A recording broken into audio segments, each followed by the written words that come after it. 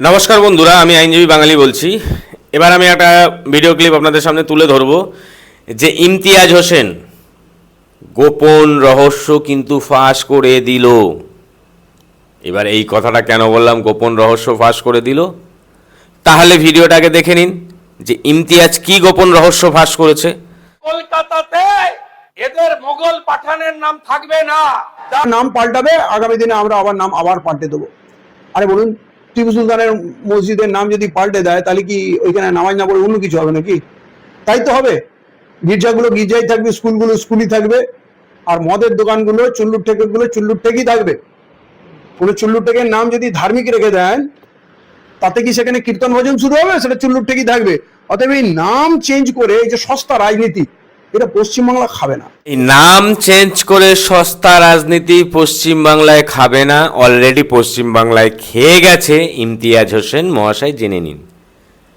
রাজ্যের মুখ্যমন্ত্রী শুভেন্দু অধিকারী কি বলেছে, এই মোগল পাঠান যে নাম আছে সে নাম থাকবে না। আর তার পরিপ্রেক্ষিতে আপনি কি বললেন, পরে আমরা নাম চেঞ্জ করে দেবো। নাম থাকবে না মানে গির্জার নাম গির্জা থাকবে, আপনার স্কুলের নাম স্কুল থাকবে, আবার এই মসজিদের নাম মসজিদ থাকবে, আবার চুল্লুঠেকের নাম চুল্লুঠেক থাকবে। সেখানে কোনো ধর্মীয় কিছু বসিয়ে দিলে কি সেটা কি পরিবর্তন হবে? সে ঠেক তো ঠেকই থাকবে।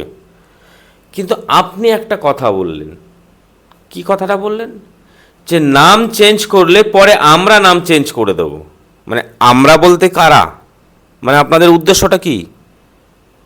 আপনার তাহলে গোপন রহস্যটা আপনি প্রকাশ্যে তুলে ধরলেন যে সরকার যদি নাম চেঞ্জ করে পরবর্তীকালে আপনারা আবার নাম চেঞ্জ করে দেবেন। তার মানে আপনাদের এটা 100% কনফার্ম হয়ে রয়েছেন যে আপনারা সরকার গঠন করবেন।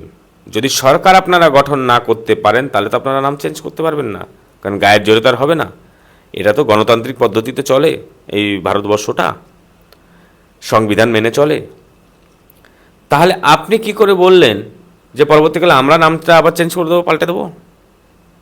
মানে আপনাদের পেছনে কারা রয়েছে? ও, বুঝেছি। সেকুলার, ধর্মনিরপেক্ষ সেকুলার যারা, তাদের মধ্যে পড়ে মার্ক্সবাদী কমিউনিস্ট পার্টি। এই মার্ক্সবাদী কমিউনিস্ট পার্টির নেতৃত্বে আপনারা চলছেন এবং এরা হচ্ছে আপনাদেরকে তোষণ করে আসে এবং আপনাদেরকে তোষণ করে এসে 34 বছর রাজত্ব করেছে এবং এই 34 বছরে অনেক হত্যালীলা চালিয়েছে। সেই হত্যালীলা প্রকাশ্যে ধীরে ধীরে আসবে।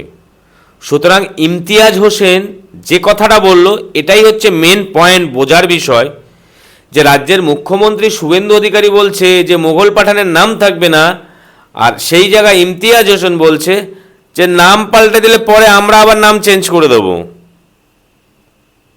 এটা কি বাংলার বাঙালিরা বুঝতে পারছে না? বাংলার বাঙালি হিন্দু সম্প্রদায় বুঝতে পারছে না? সবাই বুঝতে পারছে। সুতরাং ধীরে চলার চিন্তা ভাবনা করুন। যাই হোক, আপনাদের রহস্য কি সেটা পরিষ্কার বোঝা যাচ্ছে। ভালো থাকবেন, সুস্থ থাকবেন।